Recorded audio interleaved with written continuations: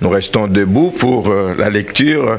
C'est le même texte que nous lisons depuis 3 semaines, le 4e dimanche aujourd'hui, le livre des Actes des Apôtres, chapitre 2. Je ne vais pas tout lire, je vais lire quelques versets. Acte 2. Je vais lire à partir du verset... Je vais lire le verset 42 d'ailleurs, tout court. Il persévérait dans l'enseignement des apôtres, dans la communion fraternelle, dans la fraction du pain et dans les prières. Et la crainte s'emparait de chacun et il se faisait beaucoup de prodiges et de miracles par les apôtres. Et tous ceux qui croyaient étaient dans le même lieu et ils avaient tout en commun. Ils vendaient leurs propriétés et leurs biens. Ils en partageaient le produit entre tous selon les besoins de chacun. Ils étaient chaque jour tous ensemble, assidus au temple. Ils rompaient le pain dans les maisons et prenaient leur nourriture avec joie et simplicité de cœur, louant Dieu et trouvant grâce auprès de tout le peuple. Et le Seigneur ajoutait chaque jour à l'Église ceux qui étaient sauvés.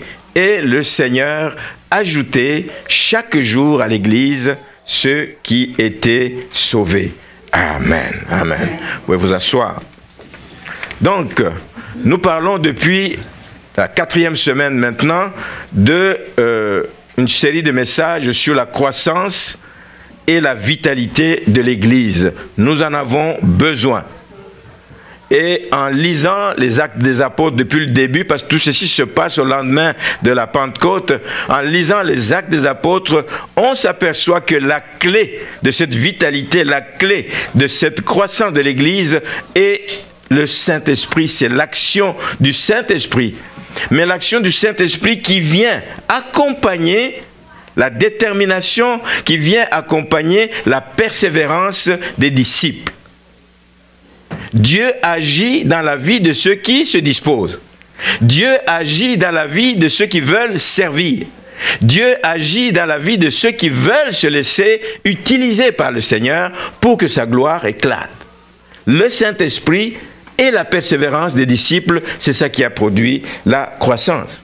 Ils persévéraient, nous l'avons dit, dans l'enseignement, ils persévéraient dans la communion fraternelle, et dimanche passé, nous avons parlé de la persévérance dans la fraction du pain. Donc ce dimanche, comme dernier pilier sur ce mouvement de croissance, c'est la prière. La prière qui était omniprésente. La prière n'est pas à séparer des autres activités, nous allons le voir. La prière était omniprésente. C'était comme une toile de fond. Une toile de fond dans toutes leurs activités. Il n'y a rien que ces gens pouvaient faire sans être précédés par la prière, sans être poursuivis par la prière. La prière doit être le leitmotiv des enfants de Dieu si nous voulons voir la gloire de Dieu dans nos vies. Sans prière, si nous ne prions pas pour tous les enseignements que nous donnons ici, si on ne prie pas pour ces enfants, pour tout ce qu'ils reçoivent comme éducation à l'arrière, l'ennemi va voler, il n'y aura pas d'impact dans leur vie. Même chose, on donne des enseignements dimanche après dimanche, on met des prédications sur le site de l'église, mais si ce n'est pas accompagné de prières pour que ceux qui écoutent, que le Seigneur touche leur cœur, il n'y aura pas d'impact. Aussi, si les enseignements sont suivis, juste suivi, et que les gens trouvent du plaisir aux enseignements, mais ça va juste être de grosses têtes, bourrées d'enseignements, bourrées de connaissances, mais s'ils ne sont pas à mesure de mettre ça en pratique, ça ne donne rien. Voilà pourquoi, quand nous prions pour que la prédication touche les cœurs, pas toucher les cœurs pour que les gens puissent s'exciter seulement, touche les cœurs pour que les gens acceptent de mettre ça en pratique dans leur vie. C'est là que des fruits se manifestent, c'est là que la croissance devient visible. Sans la prière, la communion fraternelle n'en est pas une. Ça peut être une rencontre qui va mal finir. Ça peut être une rencontre où on se picosse. Ça peut être une rencontre où on se tire dessus. On se réunit pour un temps de communion fraternelle, mais on est en train de descendre les uns les autres. Ce n'est pas ça le but de la communion. Mais il faut prier pour que, quand les gens se retrouvent, je me rappelle, on est allé dans une église à la rive sud une fois, c'était un temps d'agapé. Il y a quelqu'un qui priait et qui dit, Seigneur, fais que le temps que les frères et sœurs vont se retrouver soit un temps bénéfique, qu'il n'y ait pas de tiraillement, que personne ne sorte une parole qui va en blesser, qui va... C'est comme ça, il faut prier. Sinon, la communion fraternelle ne produira pas les effets escomptés. Même chose, quand nous faisons la Sainte Seine, il ne faut pas que ce soit un exercice pieux simplement. Il ne faut pas que ce soit un exercice qu'on répète mois après mois. Tout court, quand nous faisons la fraction du pain, ça doit être considéré juste dans ses acquis, oui, mais dans ses acquis, nous devons réaliser à travers cela, nous devons réaliser le prix payé. Il faut que des voix s'élèvent, il faut que la prière monte pour que les gens saisissent le sens du sacrifice de Jésus-Christ, que les gens saisissent le prix qui a été payé. Et j'aimerais tout de suite vous dire, frères et sœurs, mettre un accent particulier, souligner que la prière doit être comme la respiration spirituelle d'un enfant de Dieu. Comme tu respires, tu devrais être en train de prier en tout temps. Nous allons en parler continuellement. La prière doit être cette respiration spirituelle. Il y a quelque temps, je parlais de l'action de grâce comme un style de vie. La prière doit être un style de vie d'un enfant de Dieu. Amen. Il faut s'y exercer, il faut y travailler, ça n'arrive pas tout seul. Il y a un prix à payer. Jésus nous a donné un bel exemple. C'est un exemple à suivre. Pendant les 3 ans qu'il a passé ici sur... les 3 ans. Pendant les 3 ans de son ministère, on va dire. Hein, les 3 ans de son ministère. Hein, c'est un homme qui nous a donné l'exemple de quelqu'un qui prie. Parce que la Bible dit qu'il se levait très tôt le matin, de bonne heure pour commencer sa journée dans la prière. Mais la Bible dit que plusieurs fois aussi, il se retirait. Non pas qu'il manquait à faire, non pas qu'il n'était pas sollicité, mais malgré toutes les sollicitations, malgré les gens qui voulaient le voir pour le toucher, qui voulaient avoir des guérisons, il devait rentrer pour aller prier parce qu'en priant, il rechargeait ses batteries. La prière te permet de te recharger, la prière permet de remplir d'énergie pour pouvoir continuer, pour pouvoir être efficace en tout temps. Il se retirait continuellement. Nous devrions avoir aussi des temps de retrait. Frères et sœurs, on est tellement occupés. La télévision nous occupe tellement, les occupations des enfants, les sites, tellement de choses pour nous occuper. Et le monde s'arrange bien, rassurez-vous. Le monde s'arrange bien pour multiplier des occupations aux gens. Le monde s'arrange bien pour que vous n'ayez pas le temps de prier, de vous occuper des choses spirituelles. D'autres personnes, parmi les plus connus, Martin Luther, un des pères de la Réforme. On est en train de célébrer d'ailleurs son 500e anniversaire un peu partout dans le monde. Martin Luther, c'était un homme de prière. Il dit ceci, quand il commence sa journée, il voit qu'il y a plein de choses à faire, mais il dit, je vais d'abord trouver 3 heures. 3 heures de prière avant de m'occuper de ces nombreuses choses qui m'attendent dans la journée. Une priorité pour lui, 3 heures. Maintenant, est-ce que tout le monde est capable de faire ces 3 heures? Je le souhaite. Mais n'attendez pas que vous soyez prêt de faire 3 heures, commencez par 30 minutes. Ensuite, vous allez passer à 1 heure, et puis à 2 heures, et puis un jour à 3 heures. Martin Luther nous a laissé également un exemple. On parle de la mère de Wesley. Une mère de 17 enfants. Quand vous avez 2 enfants au Québec, vous ne savez plus où mettre la tête. 2. 17 enfants. C'est pas un de 40 ans et puis un autre de 10 ans. Et puis, non. Ça devait se suivre, à mon avis, très proche. 17 ans dont elle devait s'occuper. Qu'elle devait nourrir, qu'elle devait laver, qu'elle devait vêtir, qu'elle devait accompagner, qu'elle devait... Plein de choses. Elle devait s'occuper du ménage dans la maison. Elle avait 17 enfants. Mais on nous dit que cette femme s'est arrangée. Malgré les conditions difficiles dans lesquelles ils étaient, ce n'étaient pas des gens très riches, avec une grosse maison, avec 46 chambres pour dire, cette chambre, je m'enferme dedans, c'est la chambre de prière. Non, c'est là où elle était. Elle se tenait là où elle était, elle avait pris une discipline, qu'elle se couvrait la tête.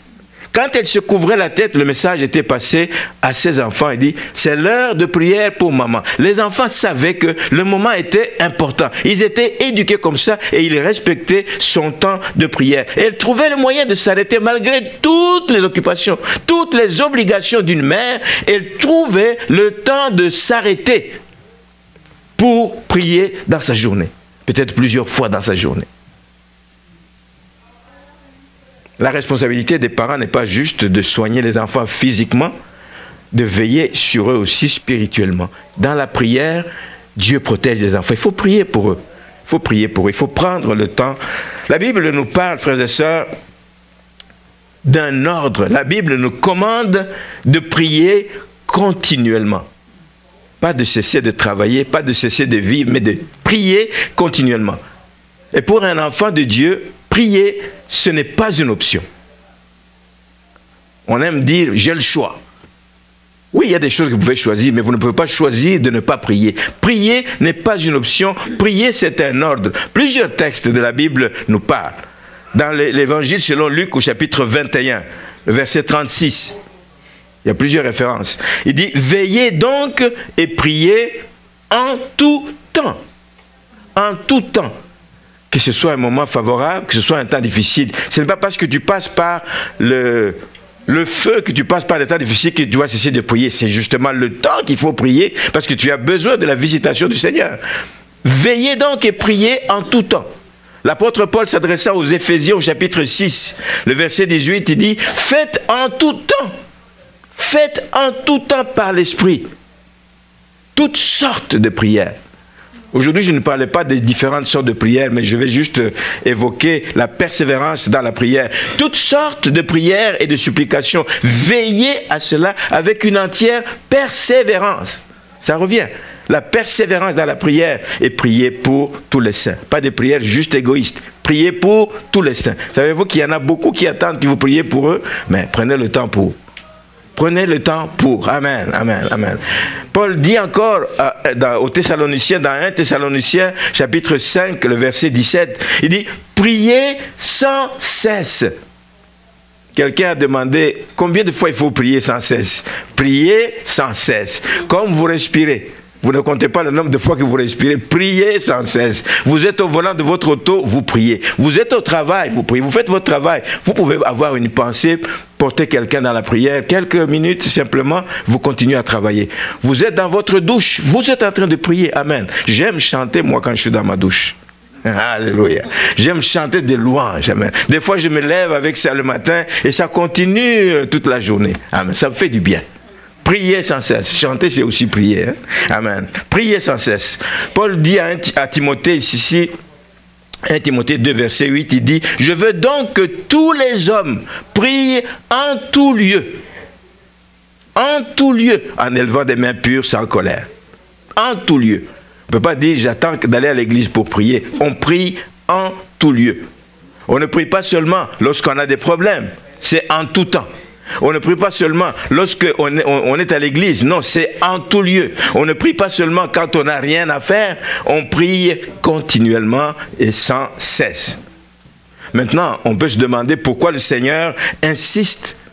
Pourquoi il insiste sur la persévérance dans la prière. Le Seigneur sait que la prière est efficace. Sinon, il n'aurait pas insisté. Il sait que la prière est efficace. Il sait que c'est le moyen qu'il nous a donné, un moyen privilégié qu'il a mis à notre disposition. Pour que nous ne restions pas seuls, pour que nous puissions communiquer avec lui. Pour communiquer avec lui, pour lui exprimer notre totale dépendance. J'aime répéter ça, frères et sœurs, nous devons apprendre à dépendre de Dieu. Dépendre de Dieu, c'est la meilleure chose, c'est la meilleure position qu'un enfant de Dieu puisse adopter. Donc, le Seigneur sait que la prière est efficace.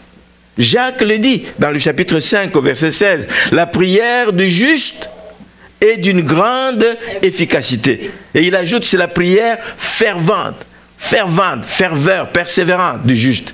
A une grande efficacité. Pourquoi elle a une grande efficacité? Parce que la prière nous permet d'exercer notre foi. Tu demandes quelque chose, tu ne sais pas si tu vas l'avoir, tu ne sais pas si c'est possible pour toi, mais tu le demandes parce que tu crois que celui à qui tu demandes est capable de te la donner. La prière nous permet d'exercer notre foi. La prière nous permet de mettre notre foi en action. La prière nous permet de regarder au-delà de nos possibilités, au-delà de nos capacités. Tout ce qu'on demande, ce n'est pas parce que nous le méritons, ce n'est pas parce que nous avons les capacités, ce n'est pas parce que nous sommes de telle famille, ce n'est pas parce que nous avons fait ça pour le Seigneur. Nous demandons même des choses auxquelles, en temps normal, on dit, mais est-ce que je peux avoir ça? Oui, j'ai la foi que Dieu peut me le donner parce qu'il sait que ce que je demande, ce n'est pas pour m'enorgueillir, ce n'est pas pour que j'aille gonfler les épaules auprès d'autres personnes. Il sait que je le demande pour sa gloire. Même si aux yeux des gens, ça dépasse mes capacités, même si aux yeux des gens, je ne mérite pas de l'avoir, mais Dieu va me le donner parce qu'il voit mon cœur, il sait que c'est pour sa gloire. Dieu demande de prier sans cesse et de demander au-delà de nos capacités quand nous avons la foi en Dieu. Amen. Le Dieu à qui nous demandons ça, c'est un Dieu qui est capable de faire infiniment, infiniment, au-delà, non seulement de ce que nous demandons, mais même de ce que nous pouvons penser. Alors voyez-vous que c'est sans limite. Il n'y a pas un problème qui limite Dieu. Il n'y a pas un problème qu'on ne peut pas présenter à Dieu. Tous les problèmes, on les présente à Dieu, mais selon sa volonté, il va honorer ou pas notre prière. La prière est efficace parce que c'est par elle que nous permettons à Dieu de réaliser des choses dans notre vie. Rappelez-vous de ce passage de 2 Chroniques 7, verset 14, où Dieu dit « Si mon peuple, sur qui mon nom est invoqué, s'humilie, réalise qu'il ne peut rien par lui-même, prie, cherche ma face, s'humilie, prie, cherche ma face. Chercher la face de Dieu, c'est prier. Cherche ma face, il dit, je l'exaucerai. S'il se détourne de ses mauvaises voies, je l'exaucerai des cieux, parce que j'ai tout pouvoir entre mes mains. Merci Seigneur. Le Seigneur insiste sur la persévérance dans la prière parce qu'il sait que la prière n'est pas quelque chose qui est naturel dans l'être humain. Frères et sœurs, même ceux qui aiment prier avouent que prier, c'est difficile.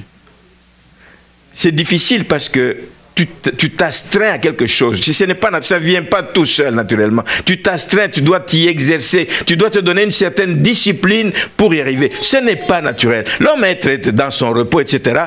Mais la prière nous appelle à donc avoir une certaine discipline. La prière, non seulement qu'elle exige la discipline parce que ce n'est pas naturel, mais nous devons prier aussi parce que nous savons que nous sommes combattus.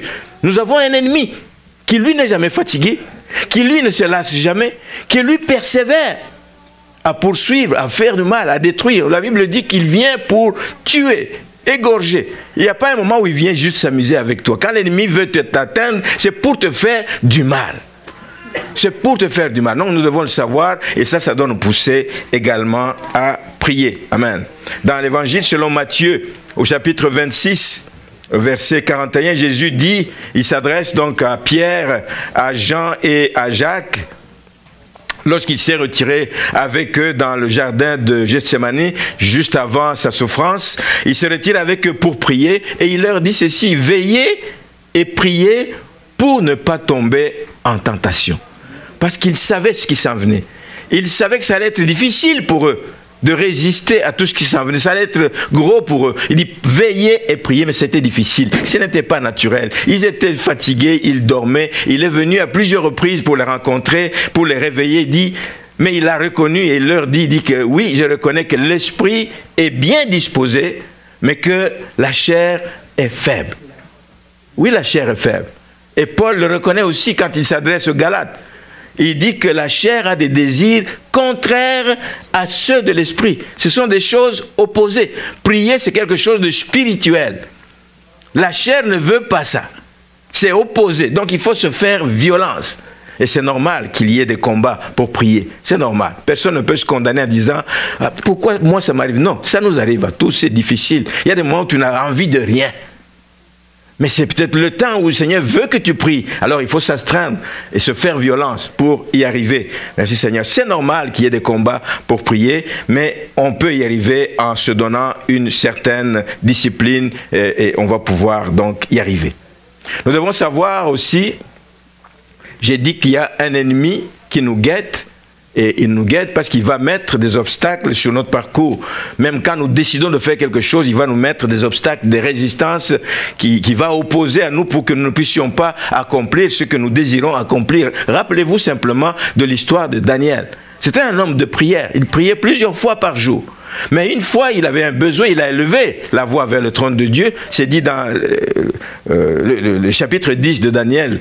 On peut lire au verset 12. Vous voyez lire Daniel 10, 12, qui dit, il a dû passer 21 jours. 21 jours en attendant la réponse de Dieu et en restant en prière. Alors que Dieu lui dit par son ange, il dit, dès le premier jour où tu as élevé la voix pour prier pour ce sujet, j'ai entendu ta voix. J'ai entendu ta voix et j'ai voulu t'exaucer. Mais l'ange lui dit qu'il y avait des combats dans les lieux célestes. C'est la même chose. Il y a des choses que tu demandes, mais qu'il y a des combats dans les lieux célestes et il faut persévérer dans la prière pour arriver à acquérir, pour arriver à voir ces choses se réaliser dans votre vie. Vous l'avez vécu, nous l'avons vécu, comme Église, comme personne nous l'avons vécu. Il y a bien des choses que Dieu a décidé de faire dans notre vie, mais qui tardent à s'accomplir parce qu'il y a des combats, il y a des combats. L'enfant de Dieu doit le savoir et l'enfant de Dieu doit être alerte. Demeurez continuellement en prière jusqu'à ce qu'il obtienne exaucement donc à sa prière. Et la Bible nous donne bien d'autres exemples qui sont très très édifiants sur les résultats qu'on peut avoir quand on persévère dans la prière. Et j'aimerais vous parler de 3 cas très rapidement. C'est des histoires que vous connaissez. Il y a notamment l'histoire de cette femme cananéenne qui apprend que Jésus passait dans la ville et elle a une fille qui est tourmentée par un démon. C'est pas facile de vivre avec une fille qui est tourmentée par un démon. Vous n'avez pas la paix, vous avez toujours peur qu'elle se fasse mal, qu'elle fasse mal à quelqu'un d'autre. Tourmentée par un démon, elle a couru. On va lire ça dans le livre, dans Matthieu chapitre 15.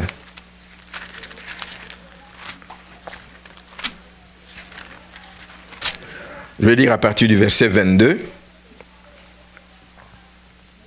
Jésus, verset 21, Jésus étant parti de là, il se retira dans le territoire de Tyr et Sidon. Et voici une femme cananéenne qui venait de ces contrées, il lui cria ceci, « Aie pitié de moi, Seigneur, fils de David. Ma fille est cruellement tourmentée par le démon. » Il ne lui répondit pas un mot. Hein, bel accueil. Il ne lui répondit pas un mot. Tu es en pleurant, tu dis, aie pitié de moi, ma fille est tourmentée par un démon. Tu regardes comme si tu n'as pas entendu. Je dis, mais où? À qui j'ai affaire? Jésus ne lui répondit pas un mot. Et ses disciples s'approchèrent et lui dirent avec instance, renvoie-la. Ils disent à Jésus, renvoie-la. Jésus ne la renvoie pas, mais Jésus se tait. Mais les disciples disent, Seigneur, renvoie-la. Renvoie-la car elle crie derrière nous. Elle nous dérange. Il répondit, je n'ai été envoyé qu'aux brebis perdues de la maison d'Israël, mais elle vint se prosterner devant lui, disant, Seigneur, secours-moi. Il faut être déterminé pour faire ça. Il faut être déterminé. Vous parlez à quelqu'un, il ne vous répond pas. Vous parlez à quelqu'un où les gens qui sont autour disent, non, renvoyez-la. Et elle continue. Il dit, Seigneur, secours-moi, viens à mon secours. J'ai besoin de toi. Et il répondit, il n'est pas bien de prendre le pain des enfants et de jeter aux petits chiens. Oui, Seigneur, dit-elle, elle persévère, mais les petits chiens mangent des miettes qui tombent de la table de leur maître. Alors Jésus lui dit, femme, ta foi est grande. La foi nous amène à persévérer.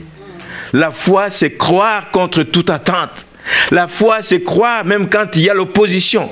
La foi, c'est croire quand tu as l'impression que les portes sont fermées.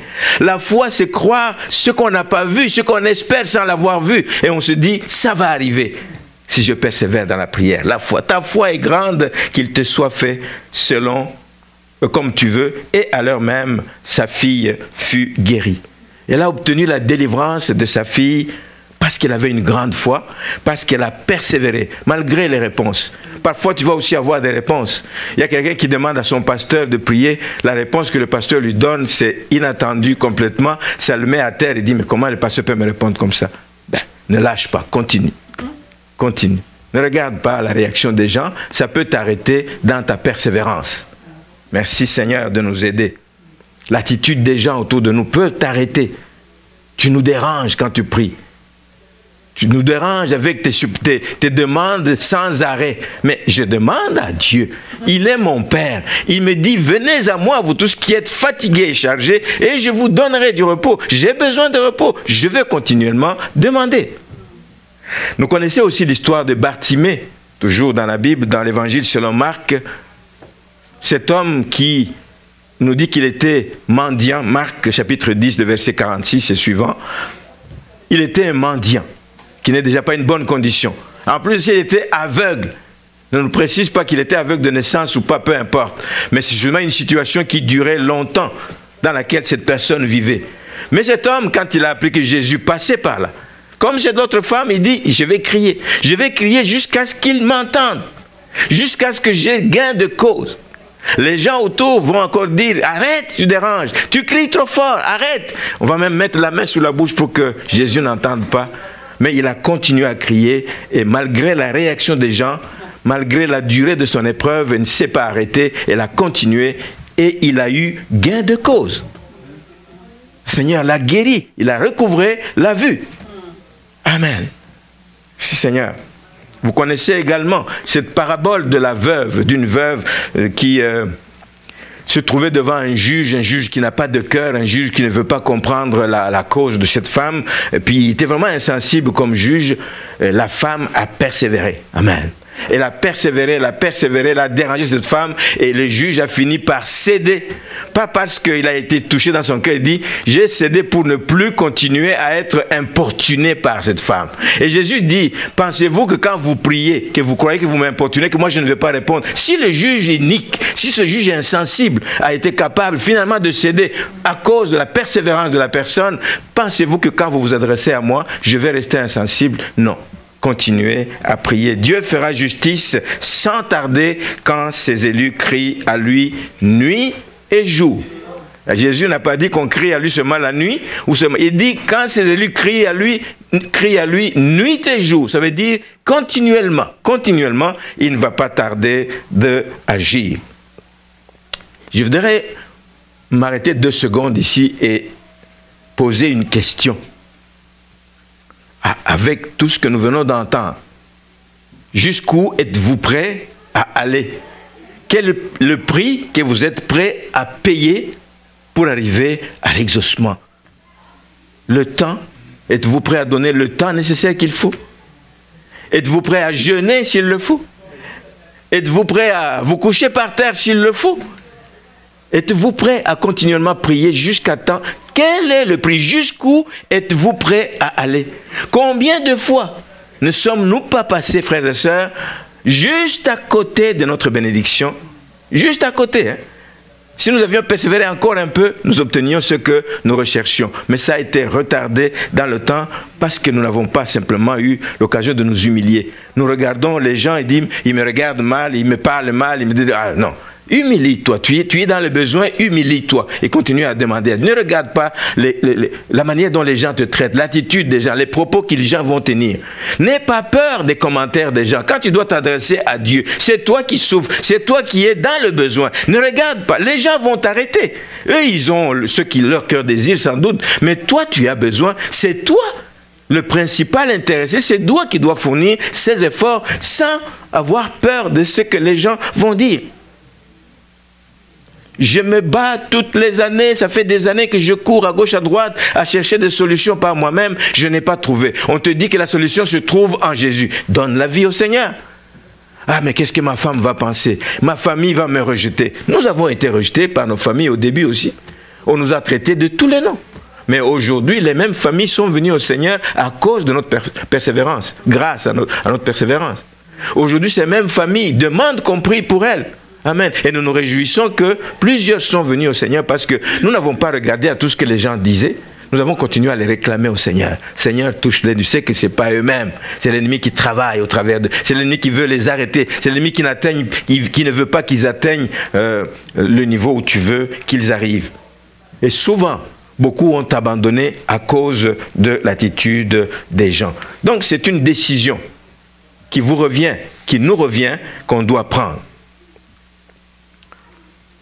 Maintenant, je ne vais pas terminer ce matin sans dire un mot sur les conditions d'exaucement de la prière. Oui, c'est bien de prier, mais est-ce que toutes les prières sont exaucées? Il y a des conditions que ça prend pour que la prière soit exaucée. Il y a des conditions que ça prend pour que nous soyons agréables à Dieu quand nous nous adressons à lui. Et ici, je vais évoquer une expérience qu'a vécue un personnage que vous connaissez sans doute, vous en avez sûrement entendu parler, c'est George Muller. George Muller, cet homme qui a gardé beaucoup des milliers d'orphelins, 18 000 orphelins qu'il a gardés, il a pourvu à leurs besoins par la grâce de Dieu. Il n'avait rien au départ, ce n'était pas un homme riche, mais Dieu intervenait de manière miraculeuse. Il a tellement de témoignages. Je vous ai parlé d'un parce que ça devait le conduire ici au Québec. Hein, c'est au siècle dernier, évidemment. Il devait venir au Québec et pour une conférence, une réunion, et il est sur un bateau en direction du Québec en venant d'Europe. Alors, ils viennent de traverser, de passer le cap de Terre-Neuve par là. Hein? Et arrivé là-bas, évidemment, il y a eu un problème qui les a arrêtés au niveau de la navigation. Ce n'est pas comme aujourd'hui, ils n'avaient pas des outils aussi perfectionnés qu'aujourd'hui pour naviguer, peu importe le temps et les conditions.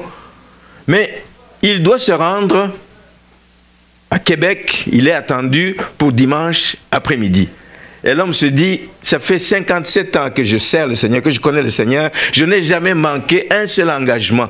Ce n'est pas maintenant que je vais le manquer. Seigneur, tu vas faire quelque chose.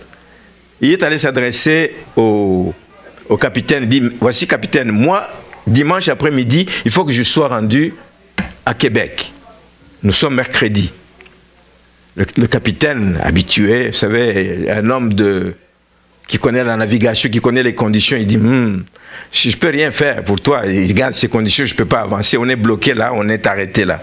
Il y avait un épais brouillard qui se dressait devant eux, qui ne permettait pas d'avancer, ils étaient donc immobilisés, impossible d'avancer.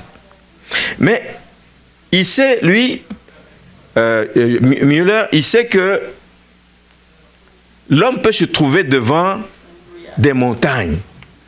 Un problème comme celui-là. L'homme peut se trouver devant des difficultés. L'homme peut se trouver devant un gros obstacle, infranchissable pour lui.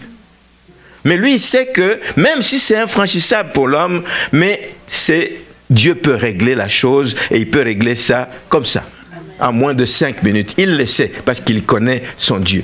Et il sait que c'est important. Alors, il s'adresse à Dieu. Le capitaine dit, il est devant une impossibilité, il dit, mais moi je connais mon Dieu et tu vas voir. Alors il va se mettre à prier et il prie de façon que le capitaine entende sa prière. Il dit ceci, la prière de George Muller. Il dit, ô Seigneur, si telle est ta volonté, dissipe, je te prie, ce brouillard en 5 minutes. Et il donne, dissipe ce brouillard en 5 minutes. C'est un brouillard qui dure je ne sais pas combien de temps. Ça prend la foi pour dire des choses comme ça. Dissipe ce brouillard en 5 minutes. Il dit au Seigneur, tu connais l'engagement que toi-même tu as préparé pour moi à Québec. C'est toi qui as préparé cet engagement. Et moi je vais être présent et je vais y répondre. Et c'est dimanche après-midi. Alors il dit, je crois que c'est ta volonté que j'y aille. Amen. Il s'arrête là. Qu'est-ce que vous pensez que le capitaine a pensé? Il dit, oh là là, quel genre de monde j'ai transporté. C'est quelqu'un déséquilibré que j'ai certainement transporté ici. Comment il peut dire des choses moins de 5 minutes avec un épais brouillard comme ça? Nous sommes déjà bloqués là depuis quelque temps. Et comment il peut dire ça? Il dit de plus, il fait une prière, c'est comme une prière de quelqu'un de 9 ans, comme un enfant. Oui, Dieu aime la prière des enfants. Amen. Dieu aime le cœur d'enfant. Il connaît son Père. Il sait que son Père ne lui refusera pas ce qu'il veut avoir. Surtout que ce qu'il veut aller faire, c'est pour la gloire de Dieu. Ce n'est pas pour que Muller on le connaisse, ce n'est pas pour que Muller on puisse lui donner des médailles, c'est pour la gloire. Seigneur, j'ai ta volonté, fais quelque chose. C'est le temps de parler. Il dit, quelques temps après, on sort avec le capitaine, il va dehors et, miracle, le brouillard s'était dissipé, complètement dissipé. Pensez-vous que cet homme a été touché? Ben oui, parce qu'il en parle lui-même à quelqu'un d'autre.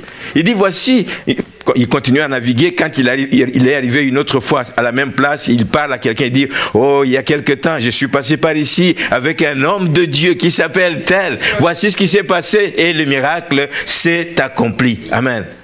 de déséquilibrer à un homme de foi. Il découvre qu'on peut avoir la foi et parler comme un enfant de 9 ans. Amen. Amen. Quelque temps après, ils sortent et le résultat était là. J'ai envoyé ou j'ai parlé aux gens. J'ai vu une autre vidéo tout récemment. Tu sais, on envoie des vidéos aux gens. Ça se passe dans quel pays? Aux Philippines. C'était une tornade. Une tornade, vous savez, les maisons là-bas, c'est pas comme ici. Hein?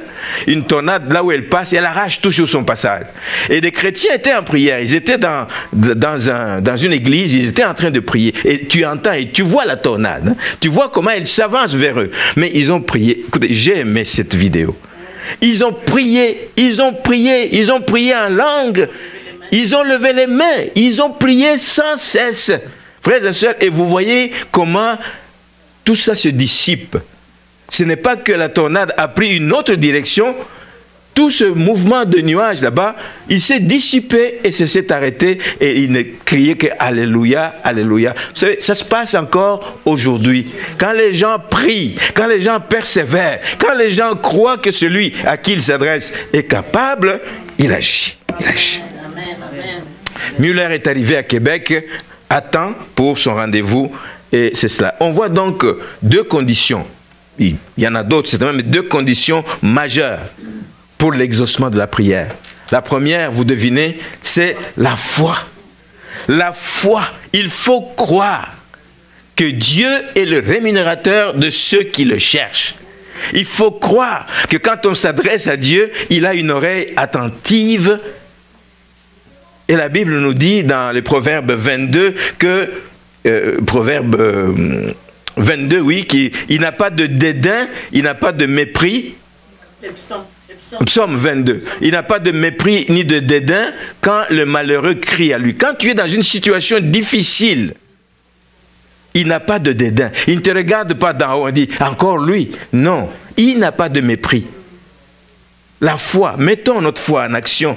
Mettons notre foi en action. Il faut croire, il faut avoir cette ferme assurance, dit l'Épître aux Hébreux, que Dieu est le rémunérateur de ceux qui le cherchent, de ceux qui s'approchent de lui.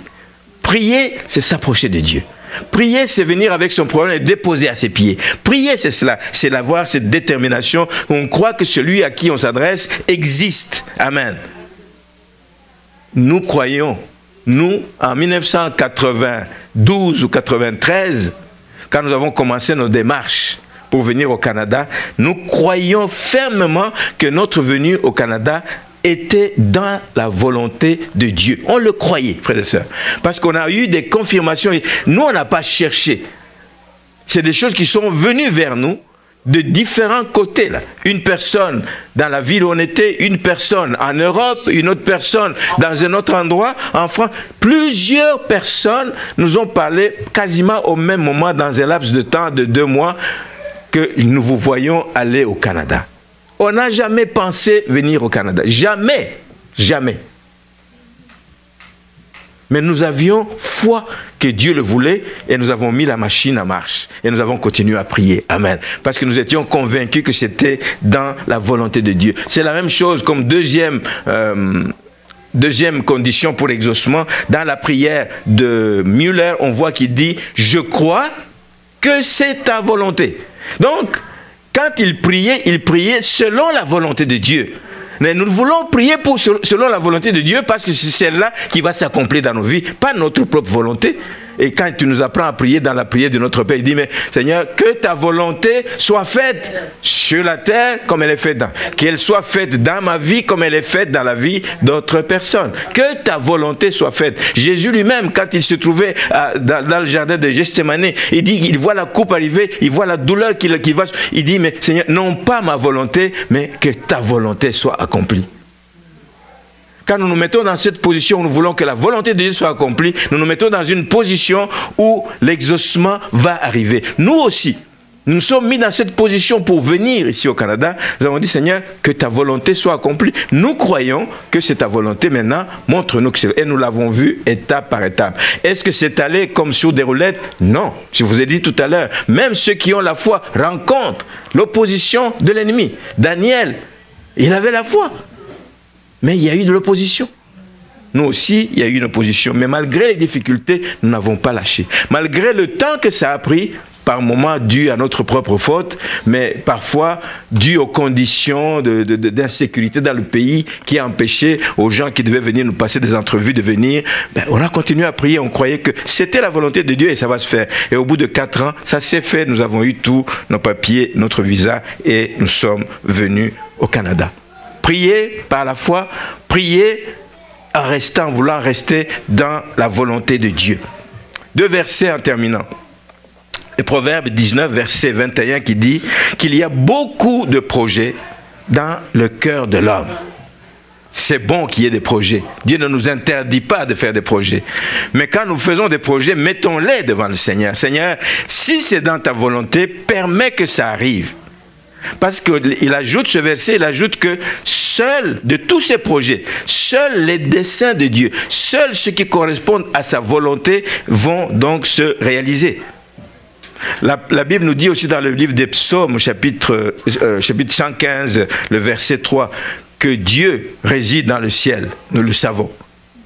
Mais il fait tout ce qu'il veut. Donc ce qui arrive, c'est ce que Dieu veut. Amen. Il n'y a rien que Dieu ne permet qui puisse arriver. Amen. Il fait tout ce qu'il veut. Alors puissions-nous, frères et sœurs, prier ensemble, persévérer dans la prière, malgré les difficultés de parcours, malgré la durée, malgré les problèmes, mais quand nous soyons convaincus, quand nous sommes convaincus que c'est dans la volonté de Dieu, mais nous allons obtenir ce que notre cœur désire. Je termine. À l'issue donc de ces 4 messages, j'ai une autre question à vous poser. Croyez-vous en la fidélité de Dieu? Yes. Dieu n'est pas un homme pour mentir. Ce qu'il dit, il l'accomplit. Tout ce que nous avons lu comme verset, ça vient de la bouche de Dieu et Dieu veille à ce que sa parole s'accomplisse dans la vie de ceux qui croient en lui. Amen. Dieu est fidèle. Et le désir de Dieu, c'est de voir son Église croître. C'est de voir son Église avoir de la vitalité. Il a envoyé son esprit pour ça, pour diriger l'Église dans toutes les voies. Mais il a choisi des hommes et des femmes, vous et moi, pour que nous puissions mettre la main à la pâte, pour que nous puissions travailler pour que cela arrive. Donc, la croissance et la vitalité dépendent aussi de votre engagement, que chacun fasse sa part. Qu'est-ce que Dieu te demande? Qu'est-ce que Dieu attend de toi? Est-ce que tu le fais? Est-ce que tu le mets en pratique? Ma prière, donc, en terminant ce matin, c'est que nos efforts, frères et sœurs, dans la persévérance, soient évidents. Qu'on ne dise pas seulement, nous allons faire des efforts. Mais oui, si vous faites des efforts, il faut que ce soit évident. Il faut que ce soit visible. Il faut donc que notre vie de prière, qui va être le moteur essentiel pour que nous puissions arriver à faire toutes ces choses, une vie de prière, qu'elle soit personnelle, qu'elle soit une prière d'ensemble, communautaire, comme nous en faisons à l'église, mais que toute cette vie de prière ne souffre d'aucune négligence. Ceci est en même temps un appel. On n'aime pas prier. J'ai dit que ce n'est pas naturel, mais je prie, je vous en prie, faisons un effort. Faisons un effort. La prière change le cours de l'histoire. La prière fait la différence. La prière change. La prière ouvre les portes. La prière bénit. La prière élève. La prière stabilise. La prière, écoute, rompt les chaînes. Pensez au nombre de fois que les disciples ont été jetés en prison et qu'ils sont sortis par l'intervention de Dieu à cause du fait qu'ils se sont mis en prière. Paul et Silas louaient le Seigneur. Les chaînes sont tombées. Pierre était en prison. L'église était en prière pendant qu'il était en prison. Un ange est allé, il l'a sorti. Les portes d'airain s'ouvrent, se brisent. Amen. Et la personne peut sortir. Quand l'église prie, Dieu agit. Alors que dans ce domaine aussi, nos progrès soient donc évidents. Et on va s'incliner pour terminer ce moment.